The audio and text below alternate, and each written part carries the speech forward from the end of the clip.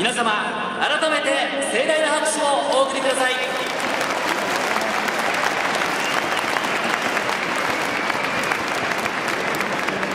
さて、メジャーリーグがここ東京ドームで開幕戦を開催するのは4年ぶりとなります。日本とアメリカとのさらなる友情の輪を広げたいとの思いを胸に、今年はオークランドアスレチックスとシアトルマリナーズの試合が実現しました。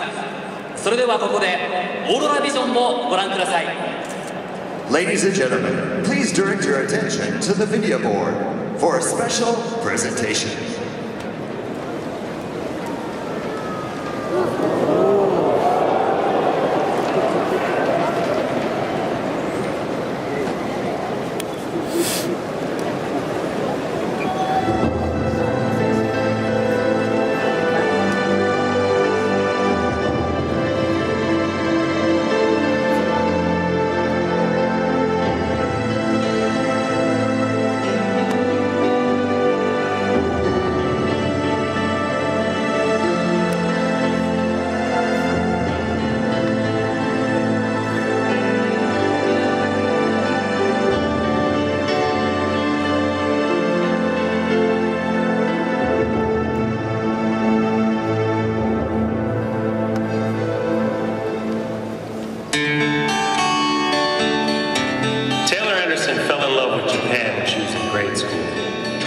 She studied Japanese in her hometown of Richmond, Virginia, and was an international studies major in college, where she devoured the writings of Murakami.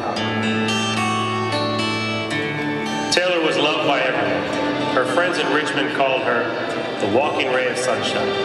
She packed as much fun as possible into every day. She was afraid of nothing. Life was an adventure.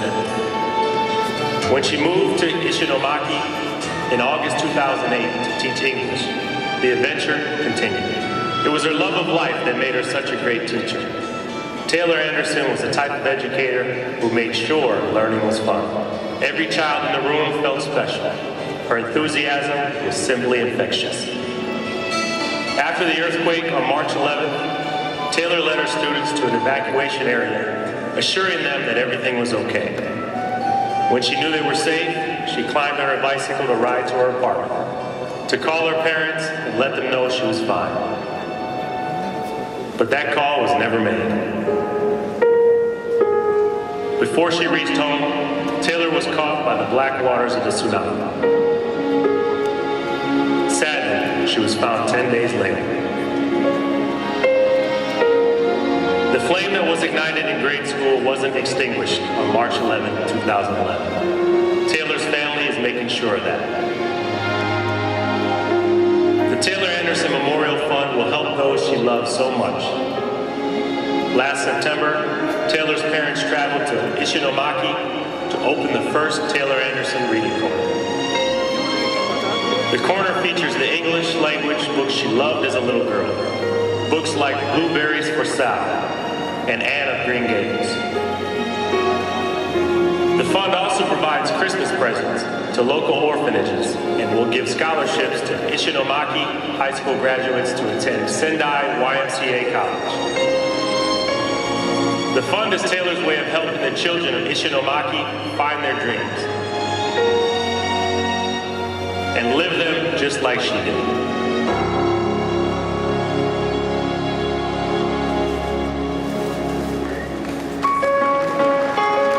Shinji Tagai grew up a track and field athlete, majored in physical education in college, but ended up a software engineer. It was a job, it was not his passion. When he was 30, he saw a story on television about farming, about how he could grow fruits and vegetables that would feed people, provide life. He had found his calling. He would exchange his high-tech world of computers for a low-tech world of farming. After serving an apprenticeship of 2 years, Shinji finally got his farm. He moved to Miyagi Prefecture to Kesenuma and began growing strawberries. On March 11th, Shinji was picking up his wife and infant daughter from a doctor's office visit when the earthquake struck.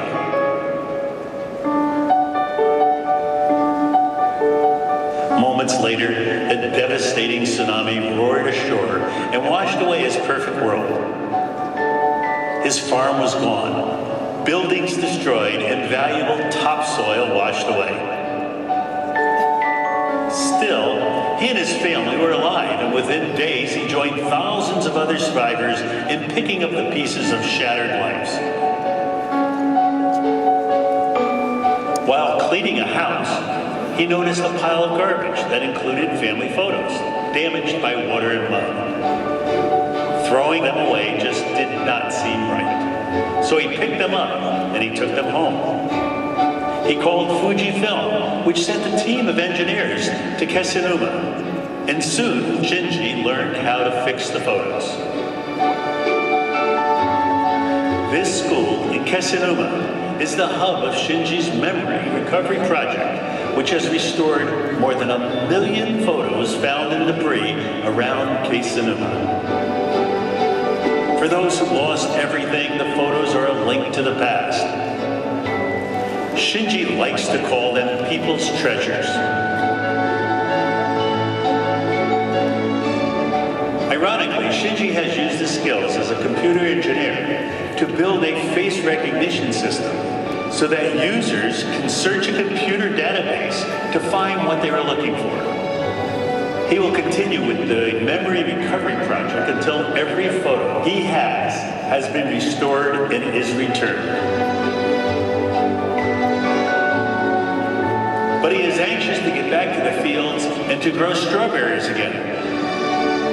And when he does, Shinji will use his ocean breeze and the fertile soil of Kesennuma to do his part in Tohoku's rebirth.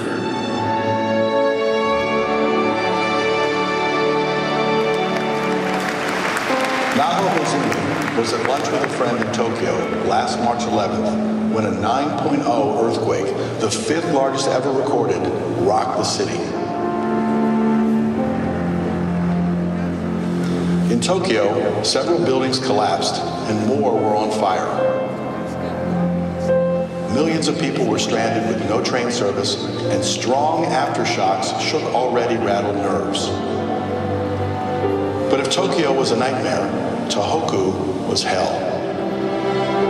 That night, Naho couldn't turn off the TV, couldn't turn away from the horrifying images of a massive tsunami that had devastated nearly 150 miles of coastline.